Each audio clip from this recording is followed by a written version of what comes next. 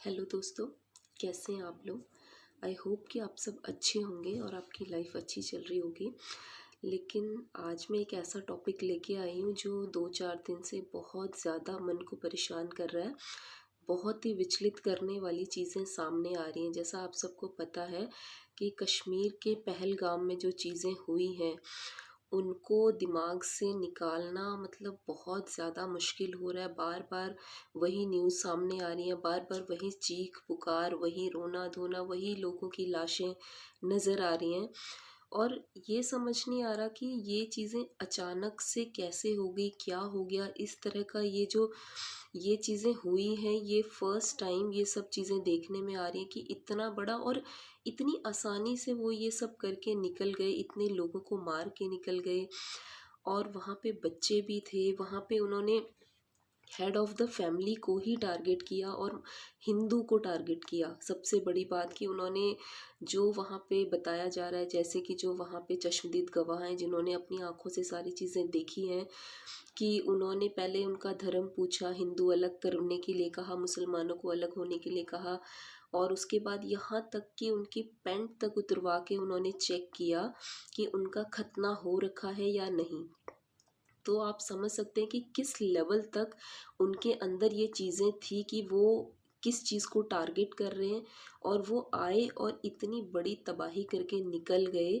और वो बच्चे जिन्होंने वो चीज़ें देखी हैं, कितने टाइम तक क्या उनके दिमाग में इस चीज़ का इम्पैक्ट पड़ेगा, क्या उनकी मेंटल कंडीशन आगे रहेगी, जिन्होंने इतना खून खराबा देख लिया, जिन्होंने अपने पेरेंट्स को खोया। मोस्टली उसमें फादर थे, भाई थे, जो मतलब हेड ऑफ़ द फैमिली जो थे घर के, उनको उन्होंने नहीं छोड़ा किसी को भी। और इतनी बड़ी चीज़ करना कोई आसान काम नहीं है। पता नहीं कितने टाइम से वो इस चीज़ को रच रहे होंगे करने के लिए, कितने टाइम से वो इसकी प्लानिंग कर रहे होंगे। तो ये चीज़ इतना परेशान कर रही है, मैं ना चाहते हुए भी बार बार इन्हीं न्यूज़ को देख रही हूँ कंटिन्यू।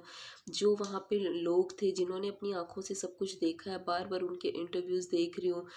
और सबसे ज़्यादा दुख वो जो अभी न्यूली मैरिड कपल गया था वहाँ पे, जो खुद आर्मी में थे, उनके साथ जो हुआ, मतलब उन्होंने क्या देखा लाइफ में, कुछ भी नहीं। बिल्कुल 6-7 दिन उनकी शादी को हुए थे।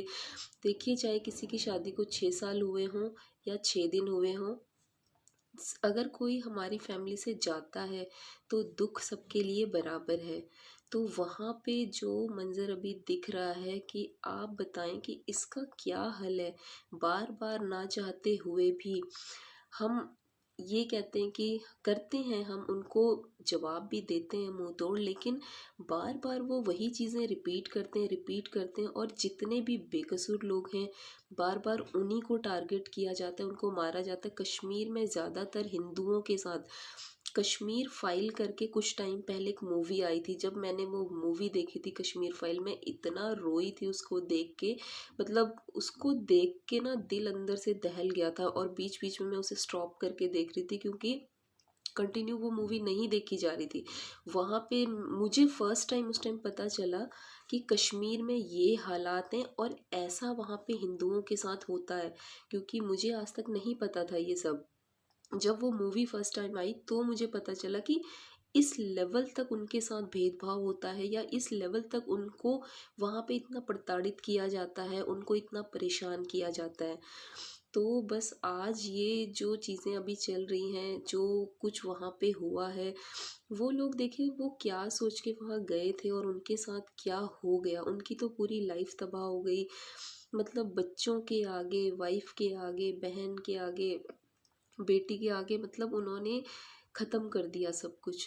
तो मैं तो यही कहूँगी कि जब तक, और कर भी क्या सकते हैं हम लोग, तो देखिए हम यहाँ बैठ के कुछ नहीं कर सकते। हम तो सिर्फ अपना वही है कि हम एक अपना दुख व्यक्त कर सकते हैं, जो हम परेशान हैं उन सब चीज़ों को, अंदर से दिल बहुत ज़्यादा दुखी है, परेशान है।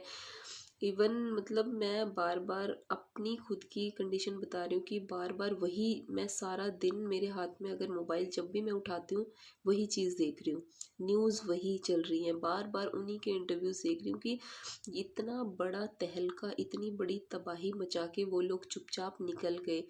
लेकिन मुझे भरोसा है कि कुछ ना कुछ तो इस पे एक्शन बड़ा लिया जाएगा।